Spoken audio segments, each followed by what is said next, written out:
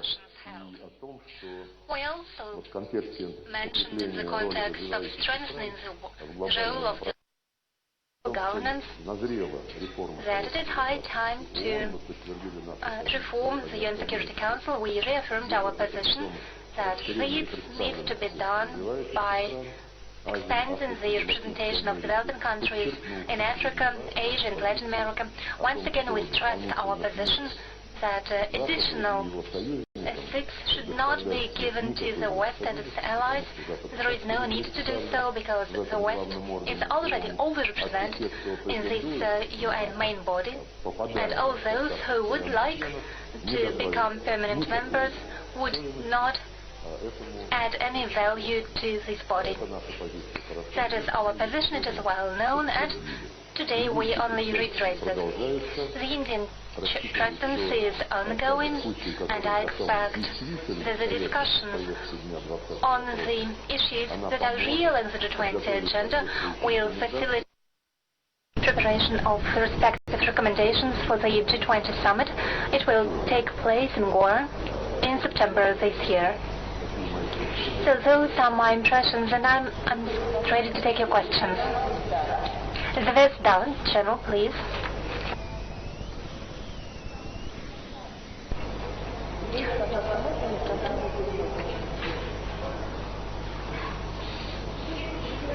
Mr. Lavrov, you mentioned that the number of countries who would like to join such groupings as BRICS and SCO has increased over 2022. Does it mean that such groupings will be a counterbalance for the West?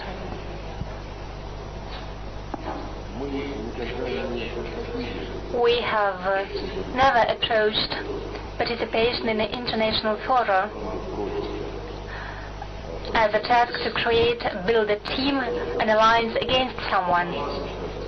What we need is a balance of interests, and it is only ensured when there is a mutually respectful dialogue, when every country seeks not only to promote its positions, but also to do it in a way that the partners' positions are reflected.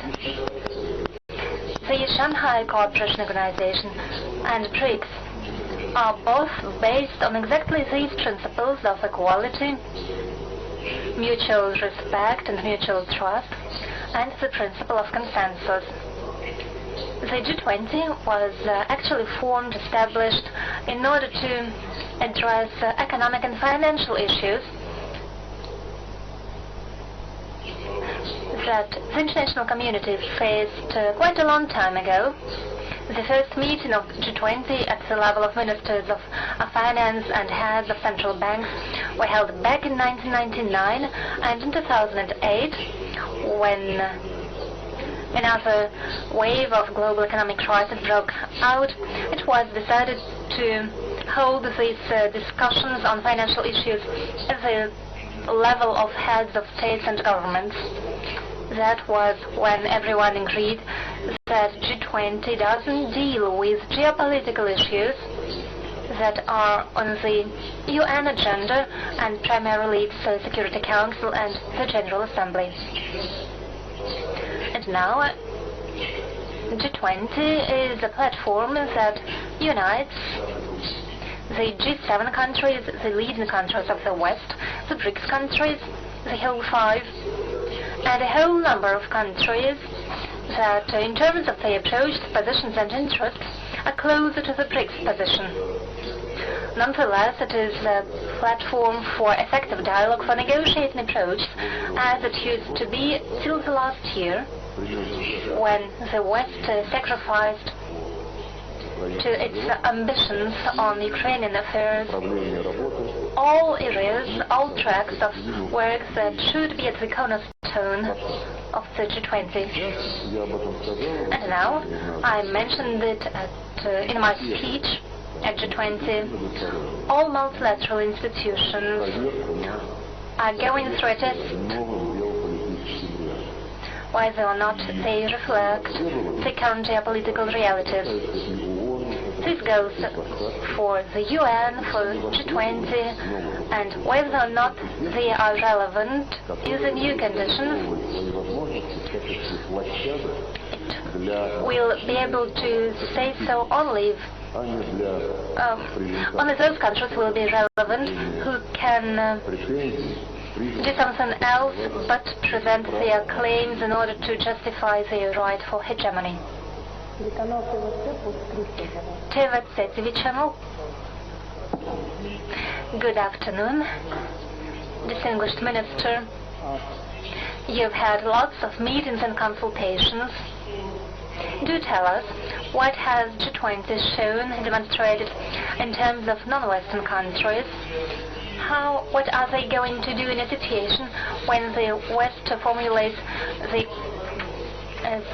their situation the following way: either you are with us or against us? For the sustainability of the world order, what does it mean? Well,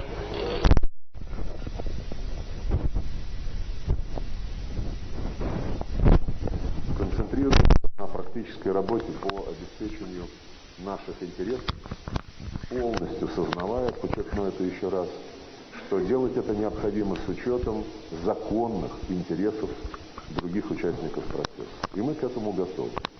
Но насколько Запад осознает свою линию, realizes the futility of its current policy, and they say that Russia should face a strategic defeat, that allegedly it is an existential problem for the West. They state it explicitly, they don't conceal it. They would like the attempt to preserve their hegemony on world arena.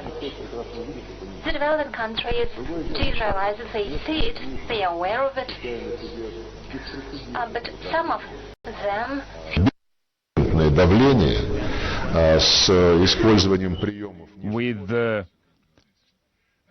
they are getting sucker punched against, so to say, and in their statements, in one way or another, they have to make certain statements, certain claims.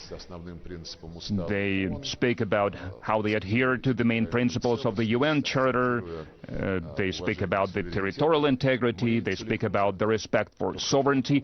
We also agree with this. We also support this. But I would like to remind you that the UN Charter, like any document that was adopted by the entire global community, cannot be executed randomly. It's not a menu that you can pick items from. And like I said, in the UN Charter, it is enshrined, and it even concentrates upon this principle, the principle of the right of the peoples to self-determination. And since the very beginning of the UN, its member states paid attention that the principle of the sovereignty and territorial integrity, and this principle of the right of the peoples for self-determination, it has to be